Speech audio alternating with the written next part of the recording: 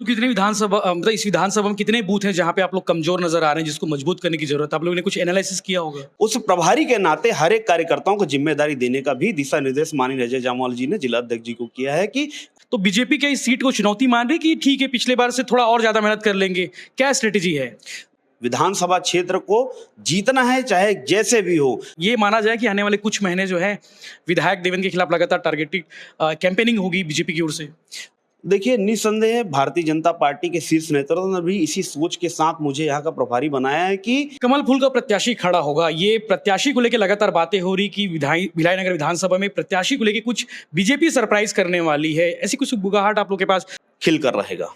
आपके हिसाब से, चूंकि चुनाव नजदीक भी है, क्या लीड हो सकती है? अगर बीजेपी जीतेगी तो कितना अंतर से जीतेगी, और हार भी गई तो कितना अंतर से? हारना को तो आप तो नहीं बोलोगे हारने को लेकर। विधानसभा चुनाव में कुछ महीने बाकी है, उससे पहले भाजपा ने कमर कस ली है और लगातार बैठकों का दौर जारी है। थोड़ी देर पहले भिलाई नगर विधानसभा के भाजपा पदाधिकारी कार्यकर्ताओं की बैठक ली गई है। क्षेत्रीय संगठन महामंत्री अजय जामवाल खुद मौजूद थे, उनके साथ पवन साय और तमाम भाजपा संगठन के पदाधिकारी मौजूद थे। हमारे साथ मौजूद है भिलाई नगर के प्रभारी अमित साहू। अमित जी, आज बैठक में क्या कुछ निर्णय लिए, क्या कुछ दिशा निर्देश दिए, और इस साल चुनाव है, चूंकि भिलाई नगर आप लोग हार चुके हैं, कैसे होगी जीत की रणनीति?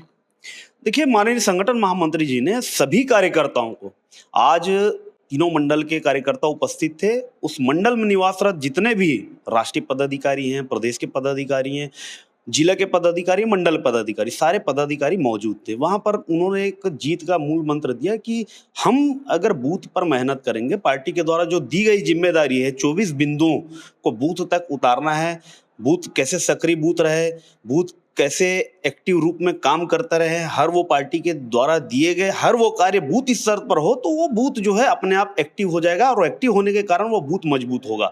वहां पर चिन्हांकित करके कैसे कार्यकर्ता अलग अलग सेक्टर वाइज काम करे, इस सब चीज के बारे में माननीय अजय जामवाल जी ने सभी कार्यकर्ताओं को टिप्स दिए हैं। तो कितने विधानसभा मतलब इस विधानसभा में कितने बूथ हैं जहां पे आप लोग कमजोर नजर आ रहे हैं जिसको मजबूत करने की जरूरत है? आप लोगों ने कुछ एनालिसिस किया होगा। देखिए, आगामी बैठक में इस चीज को तय किया गया है कि तीनों मंडल के हिसाब से, प्रत्येक मंडल में वार्ड के हिसाब से हम बैठक करेंगे। उस बैठक में एक क्लस्टर बनाएंगे कि अलग अलग बूथों का क्लस्टर बनेगा और उस बूथ के हिसाब से एक एक कार्यकर्ताओं को जिम्मेदारी, चाहे वो शक्ति केंद्र का संयोजक क्यों ना हो, चाहे वो वार्ड का संयोजक क्यों ना हो, उस प्रभारी के नाते हर एक कार्यकर्ताओं को जिम्मेदारी देने का भी दिशा निर्देश माननीय अजय जामवाल जी ने जिला अध्यक्ष जी को किया है कि कोई भी कार्यकर्ता खाली नहीं रहेगा। एक एक कार्यकर्ताओं को एक एक बूथ की भी जिम्मेदारी लगाकर उस बूथ पर सक्रिय करने का जिम्मेदारी माननीय अजय जामवाल जी ने कार्यकर्ताओं को। 2018 में जो जीत हार का अंतर था काफी उतना ज्यादा नहीं था, 2000 के आसपास, 1700 के आसपास वोट थे। तो बीजेपी क्या इस सीट को चुनौती मान रही कि ठीक है पिछले बार से थोड़ा और ज्यादा मेहनत कर लेंगे? क्या स्ट्रेटेजी है?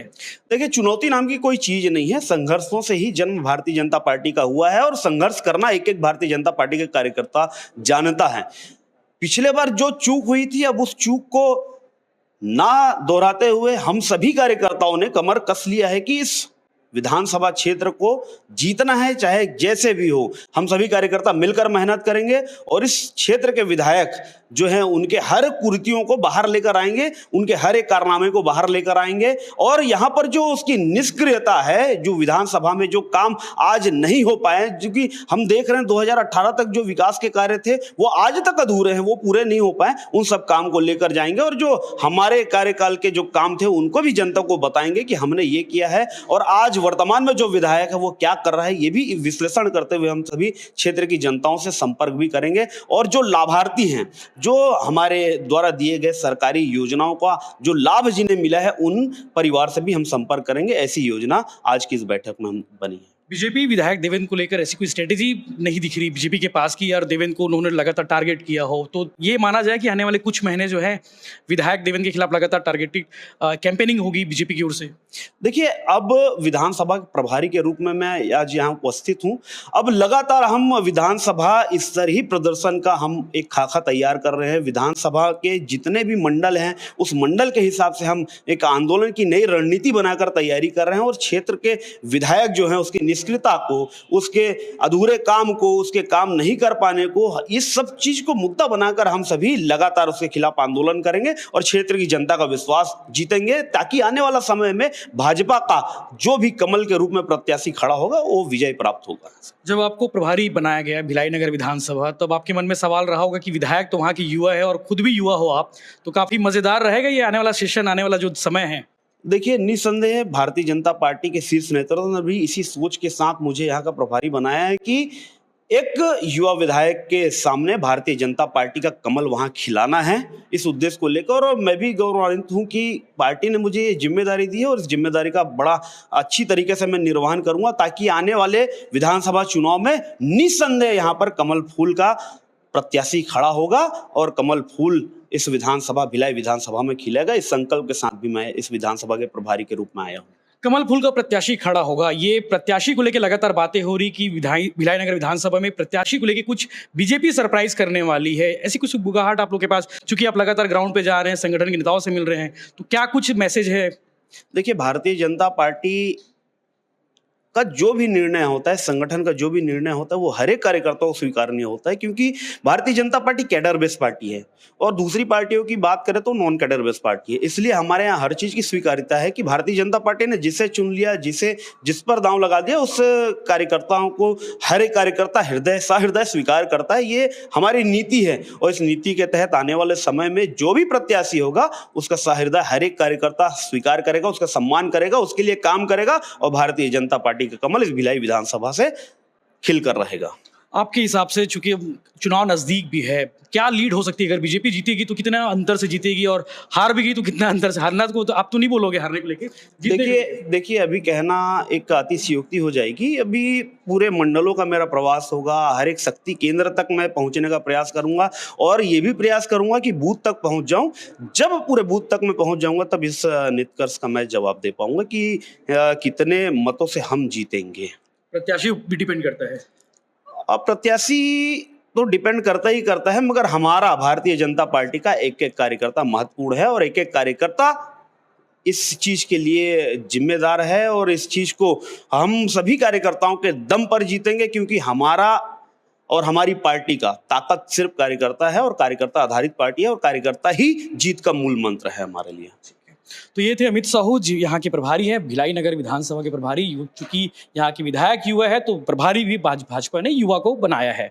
अब देखने वाली बात ये होगी कि इस साल चुनाव है और क्या क्या कुछ आने वाले दिनों में इवेंट्स होते हैं बीजेपी की ओर से, बीजेपी किस तरीके से हमलावर होती है, ये हम आपको लगातार बताते रहेंगे।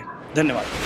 भारतीय जनता पार्टी के प्रदेश के क्षेत्रीय महामंत्री संगठन अजय जामवाल जी और प्रदेश महामंत्री संगठन पवन साय जी द्वारा ये निरंतर प्रदेश की विभिन्न विधानसभाओं का दौरा करके कार्यकर्ताओं का सम्मेलन किया जा रहा है।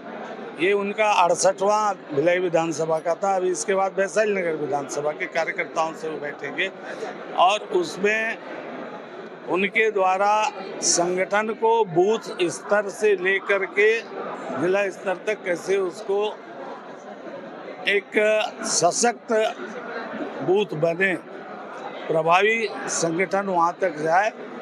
केंद्र सरकार की सफलताएं पिछले 15 वर्षों में जो भाजपा की सरकार ने कार्य किया उनको वहां लोगों तक ले जाना और इस 4-4.5 साल में भूपेश सरकार की असफलताओं को ले जाने का एक सशक्त माध्यम संगठन के द्वारा निर्मित हो, ये उस संबंध में आज यहाँ पे चर्चा हुई। साथ ही साथ आगामी 17 तारीख को पूरे प्रदेश में बस्तर संभाग में भारतीय जनता पार्टी के कार्यकर्ताओं की लगातार 1 महीने में 3 कार्यकर्ताओं की कथित रूप से नक्सलियों के द्वारा जो हत्या की गई, हमारा स्पष्ट आरोप है कि यह भूपेश सरकार के संरक्षण में हत्या हुई।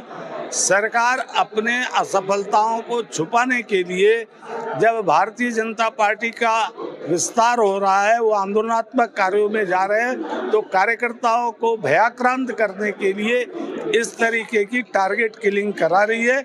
उसके विरोध में भिलाई विधानसभा में 17 तारीख को कुर्सी पार गेट के सामने नेशनल हाईवे पे 2 से 4 तक चक्का जाम होगा, जिसमें मैं स्वयं उपस्थित रहूंगा और सभी भिलाई विधानसभा के कार्यकर्ताओं आम नागरिकों से आह्वान है कि वे 17 तारीख को 1 बजे श्री राम चौक के ग्राउंड में पहुंचे।